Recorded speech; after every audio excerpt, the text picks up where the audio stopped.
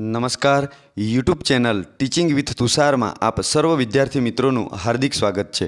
જો તમે અમારી ચેનલની અંદર નવા હોય તો હમણાં જ અમારી ચેનલને સબસ્ક્રાઇબ કરો અને બેલ આઇકોન દબાવો, જેથી આવનાર તમામ વિડીયોની નોટિફિકેશન સૌથી પહેલાં તમને મળી જાય। મિત્રો, ફોરેસ્ટ ગાર્ડ પરીક્ષા અત્યારે ચાલી રહી છે, તો એ ફોરેસ્ટ ગાર્ડ પરીક્ષા અંતર્ગત બંધારણનો એક અગત્યનો ટોપિક રાષ્ટ્રપતિની સત્તા અને રાષ્ટ્રપતિ વિશે આજે આપણે અભ્યાસ કરવાના છીએ, ચર્ચા કરવાના છીએ, તેના પ્રશ્નો અને તેના જવાબો વિશે। ચાલો તો જોઈએ રાષ્ટ્રપતિની સત્તા અને તેના વિશે પ્રશ્નો અને જવાબોની ચર્ચા। તો જોઈએ પહેલો પ્રશ્ન શું છે। ભારતના રાષ્ટ્રપતિ બનવા માટેની ઓછામાં ઓછી ઉંમર કેટલી હોવી જોઈએ? ભારતના રાષ્ટ્રપતિ બનવા માટેની ઓછામાં ઓછી ઉંમર કેટલી હોવી જોઈએ? તો કે 35 વર્ષ। કેટલી હોવી જોઈએ? 35 વર્ષ। નેક્સ્ટ જોઈએ બીજો પ્રશ્ન, એક જ વ્યક્તિ રાષ્ટ્રપતિ પદ માટે કેટલી વખત ચૂંટાઈ શકે છે? એક જ વ્યક્તિ રાષ્ટ્રપતિ પદ માટે કેટલી વખત ચૂંટાઈ શકે છે? તો કે ગમે તેટલી વખત ચૂંટાઈ શકે છે। અમેરિકાની અંદર ફક્ત 2 વાર રાષ્ટ્રપતિનો હોદ્દો મેળવી શકાય છે। આગળ વાત કરીએ, ત્રીજા પ્રશ્નની વાત જોઈએ। ભારતના બંધારણ મુજબ ભારત દેશના પ્રથમ નાગરિક કોણ કહેવાય? ભારતના બંધારણ મુજબ ભારત દેશના પ્રથમ નાગરિક કહેવાય રાષ્ટ્રપતિ। કોને કહેવાય? તો કે રાષ્ટ્રપતિને ભારતના બંધારણ મુજબ ભારત દેશના પ્રથમ નાગરિક કહેવાય। આગળ જોઈએ હવે પ્રશ્ન નંબર 4ની વાત કરીએ। ભારતના રાષ્ટ્રપતિની ચૂંટણીમાં કોણ ભાગ લઈ શકે છે? ખાસ ધ્યાન આપીશું અહીં કે પ્રશ્ન કદાચ તમને વિધાન સ્વરૂપે પૂછવામાં આવે તો પણ તમને ધ્યાન આવી જાય કે ભારતના રાષ્ટ્રપતિની ચૂંટણીમાં કોણ ભાગ લઈ શકે? તો કે સંસદના બંને ગૃહોના ચૂંટાયેલા સભ્યો ભાગ લઈ શકે, રાજ્યોની વિધાનસભાના ચૂંટાયેલા સભ્યો ભાગ લઈ શકે, દિલ્હી અને પુડુચેરી કેન્દ્રશાસિત પ્રદેશોની વિધાનસભાના ચૂંટાયેલા સભ્યો આ ભારતના રાષ્ટ્રપતિની ચૂંટણીમાં ભાગ લઈ શકે છે। હવે પ્રશ્ન એવો પૂછે કે આજે ચૂંટણીના મતદાર મંડળમાં કયા સભ્યોનો સમાવેશ ન થાય? તો કે રાજ્યસભાના નિમાયેલા સભ્યો, રાજ્યોની વિધાન પરિષદોના તમામ સભ્યો, દિલ્હી અને પુડુચેરી કેન્દ્રશાસિત પ્રદેશોના વિધાનસભાના નિમાયેલા સભ્યો આ ચૂંટણીના મતદાર મંડળમાં સમાવેશ ન થઈ શકે। એટલે કોણ ચૂંટણીમાં ભાગ લઈ શકે, કોનો સમાવેશ ન થઈ શકે એવો વિધાન સ્વરૂપે પણ પ્રશ્ન પૂછાય તો આપણને ખ્યાલ આવી જાય। આગળ જોઈએ હવે પ્રશ્ન નંબર 5ની વાત કરીએ। રાષ્ટ્રપતિ પોતાનું રાજીનામું કોને આપે છે? રાષ્ટ્રપતિ પોતાનું રાજીનામું કોને આપે છે? તો કે ઉપરાષ્ટ્રપતિને સંબોધીને પોતાનું રાજીનામું આપે છે। રાષ્ટ્રપતિ પોતાનું રાજીનામું કોને આપે છે? તો કે ઉપરાષ્ટ્રપતિને સંબોધીને। આગળ જોઈએ પ્રશ્ન નંબર 6, રાષ્ટ્રપતિ પર મહાભિયોગની પ્રક્રિયા કયા દેશના બંધારણમાંથી લેવામાં આવી છે? Most important question.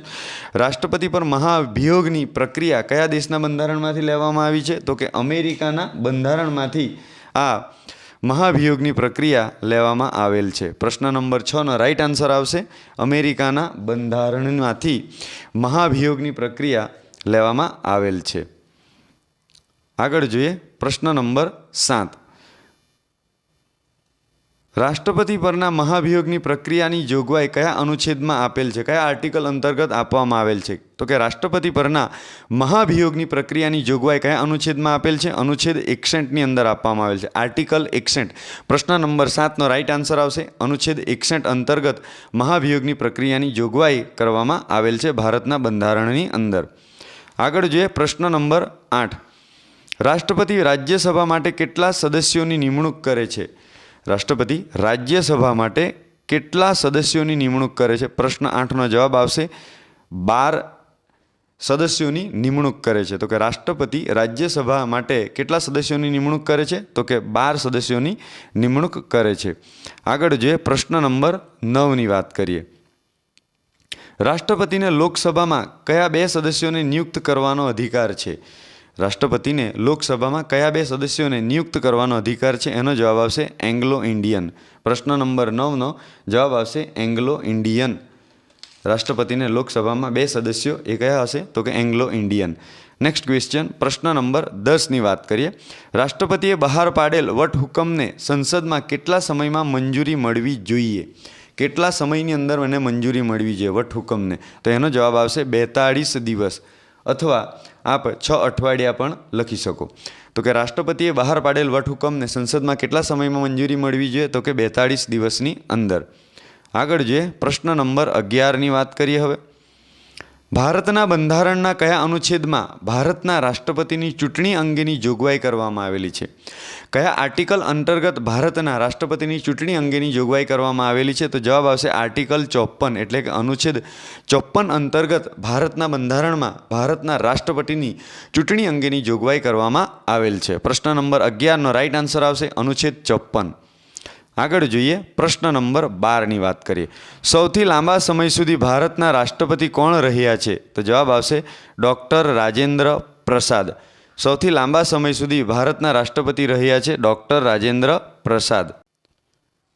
તો આ પ્રમાણે ભારતના સૌથી લાંબા સમય સુધી ભારતના જે રાષ્ટ્રપતિ પદે હોદ્દા પર રહ્યા છે ડૉક્ટર રાજેન્દ્ર પ્રસાદ. એમનો કાર્યકાળની જો વાત કરીએ મિત્રો તો એ કાર્યકાળ 1950થી તે 1962 સુધીનો કાર્યકાળ છે. એટલે સૌથી લાંબા સમય સુધી એ રાષ્ટ્રપતિ પદે રહ્યા હતા.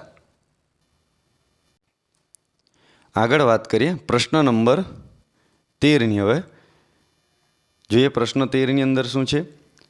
ભારતના પ્રથમ મહિલા રાષ્ટ્રપતિ કોણ હતા? ભારતના પ્રથમ મહિલા રાષ્ટ્રપતિ હતા શ્રીમતી પ્રતિભા પાટીલ. શું જવાબ આવશે? શ્રીમતી પ્રતિભા પાટીલ ભારતના પ્રથમ મહિલા રાષ્ટ્રપતિ.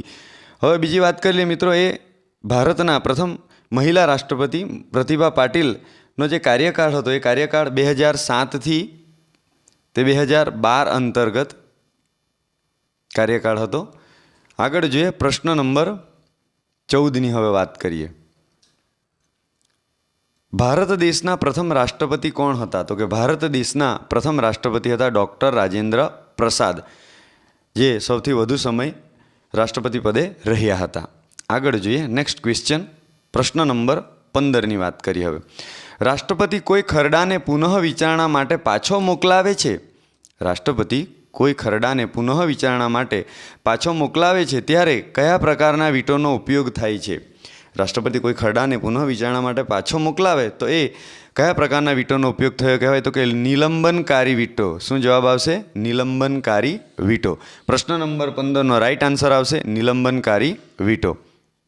આગળ જોઈએ પ્રશ્ન નંબર 16ની હવે વાત કરીએ. ભારતના બંધારણના કયા અનુચ્છેદ મુજબ રાષ્ટ્રપતિ લોકસભામાં 2 એંગ્લો ઇન્ડિયન સભ્યોની નિમણૂક કરે છે? ભારતના બંધારણના કયા અનુચ્છેદ મુજબ રાષ્ટ્રપતિ લોકસભામાં 2 એંગ્લો ઇન્ડિયન સભ્યોની નિમણૂક કરે છે? જવાબ આવશે અનુચ્છેદ 331. એટલે આર્ટિકલ 331 અંતર્ગત રાષ્ટ્રપતિ લોકસભામાં 2 એંગ્લો ઇન્ડિયન સભ્યોની નિમણૂક કરે છે. પ્રશ્ન નંબર 16નો જવાબ આવશે અનુચ્છેદ 331 આર્ટિકલ 331. આગળ જે પ્રશ્ન નંબર 17. રાષ્ટ્રપતિનો કાર્યકાળ કેટલા વર્ષનો નિર્ધારિત કરાયેલ છે? તો કે રાષ્ટ્રપતિનો કાર્યકાળ 5 વર્ષનો નિર્ધારિત કરાયેલો છે.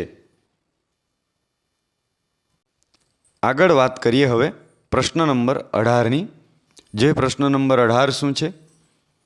રાષ્ટ્રપતિને આરબીઆઈમાં કેટલી ચૂંટણી ડિપોઝિટ રાખવી પડે છે? ચૂંટણી ડિપોઝિટ કેટલી જમા કરાવવી પડે? તો એ જવાબ આવશે 15,000 રૂપિયા. કેટલા જવાબ આવશે? 15,000 રૂપિયા. રાષ્ટ્રપતિને આરબીઆઈમાં કેટલી ચૂંટણી ડિપોઝિટ રાખવી પડે? 15,000 રૂપિયા. પ્રશ્ન નંબર 18નો રાઈટ આન્સર 15,000 રૂપિયા. આગળ જોઈએ પ્રશ્ન નંબર 19. ભારતની ત્રણેય સેનાના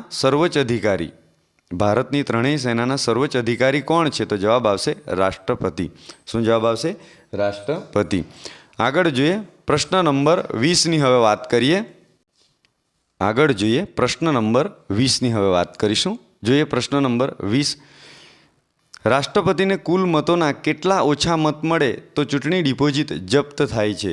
રાષ્ટ્રપતિને કુલ મતોના કેટલા ઓછા મત મળે તો ચૂંટણી ડિપોઝિટ જપ્ત થાય? તો એનો જવાબ આવશે 1/6. કુલ મતોના કેટલા? તો કે 1/6 જેટલા ઓછા મત મળે તો ચૂંટણી ડિપોઝિટ જપ્ત થાય છે. આગળ જોઈએ પ્રશ્ન નંબર 21.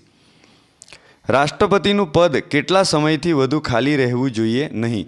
રાષ્ટ્રપતિનું પદ કેટલા સમયથી વધારે ખાલી રહેવું જોઈએ નહીં? જવાબ આવશે 6 મહિના. 6 માસથી વધારે ખાલી રહેવું જોઈએ નહીં. આગળ જોઈએ પ્રશ્ન નંબર 22. નેક્સ્ટ ક્વેશ્ચન પ્રશ્ન નંબર 22. રાષ્ટ્રપતિને શપથ કોણ લેવડાવે છે?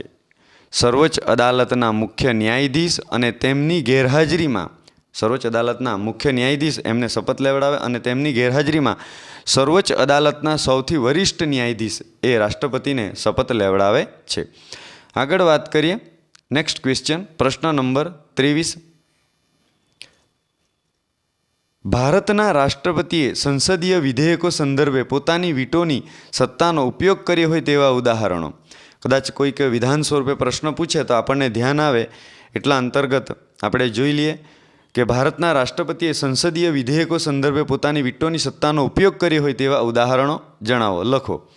પહેલો જોઈએ કે વર્ષ 1954માં ડૉક્ટર રાજેન્દ્ર પ્રસાદ દ્વારા પેપ્સુ વિનિયોગ વિધેયક. ત્યારબાદ બીજો વિધેયકની વાત કરીએ તો વર્ષ 1986માં જ્ઞાની જેલસિંહ દ્વારા ભારતીય ડાક સુધારો વિધેયક. ત્રીજો વાત કરીએ આપણે હવે તો કે વર્ષ 1991માં આર વેંકટરામન દ્વારા સંસદ સભ્યોના પગાર ભથ્થા અને પેન્શન સુધારા વિધેયક. તો આ પ્રમાણે 3 જે વિધેયક છે એ સંસદીય વિધેયકો સંદર્ભે પોતાની વીટોની સત્તાનો ઉપયોગ કર્યો હોય તેવા ઉદાહરણો આપણે જોઈ લીધા. આગળ જોઈએ પ્રશ્ન નંબર 24ની હવે વાત કરીએ. રાષ્ટ્રપતિને કેટલા પ્રકારના વીટો પાવર મળેલ છે? રાષ્ટ્રપતિને કેટલા પ્રકારના વીટો પાવર મળેલ છે? તો કે જવાબ આવશે 3 પ્રકારના. 3 પ્રકારના તો એ કયા કયા? અંત્યાંતિક વીટો, નિલંબનકારી વીટો અને પોકેટ વીટો. આ 3 પ્રકારના રાષ્ટ્રપતિને વીટો પાવર મળેલ છે. અંત્યાંતિક વીટો, નિલંબનકારી વીટો અને પોકેટ વીટો. આગળ વાત કરીએ હવે. નેક્સ્ટ ક્વેશ્ચન, સંસદમાં કેટલા સભ્યોની સહી દ્વારા રાષ્ટ્રપતિ પર મહાભિયોગની પ્રક્રિયા કરી શકાય છે? સંસદમાં કેટલા સભ્યોની સહી દ્વારા રાષ્ટ્રપતિ પર મહાભિયોગની પ્રક્રિયા કરી શકાય છે? જવાબ આવશે 1/4 એટલે 1/4 જેટલા સભ્યોની સહી દ્વારા રાષ્ટ્રપતિ પર મહાભિયોગની પ્રક્રિયા કરી શકાય છે. પ્રશ્ન નંબર 25નો રાઈટ આન્સર આવશે 1/4 1/4 જેટલા સભ્યોની સહી દ્વારા. આગળ જોઈએ આપણે આ વિડીયોનો છેલ્લો પ્રશ્ન, પ્રશ્ન નંબર 26. સંસદના બંને ગૃહોમાં કેટલા સભ્યો દ્વારા પ્રસ્તાવ પસાર થાય તો મહાભિયોગની પ્રક્રિયા પૂર્ણ થઈ એમ માનવામાં આવે છે? સંસદના બંને ગૃહોમાં કેટલા સભ્યો? તો એનો જવાબ આવશે 2/3 એટલે કે 2/3.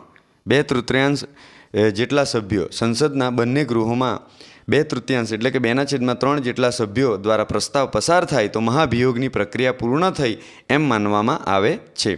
તો આ પ્રમાણે મિત્રો આજે આપણે બંધારણનો એક અગત્યનો ટોપિક રાષ્ટ્રપતિની સત્તા, રાષ્ટ્રપતિ વિશે પ્રશ્નો અને તેના જવાબો વિશે ચર્ચા કરી, અભ્યાસ કર્યો. તો આવી જ માહિતી મેળવવા માટે અમારી સાથે જોડાયેલા રહો. અમારી ચેનલને સબસ્ક્રાઈબ કરો, વિડીયોને લાઇક કરો અને ફોરેસ્ટ ગાર્ડની પરીક્ષાની તૈયારી કરતા તમારા મિત્રને શેર કરો. નવા વિડીયોમાં ફરી મળીશું. ત્યાં સુધી જય હિન્દ, વંદે માતરમ, ભારત માતા કી જય.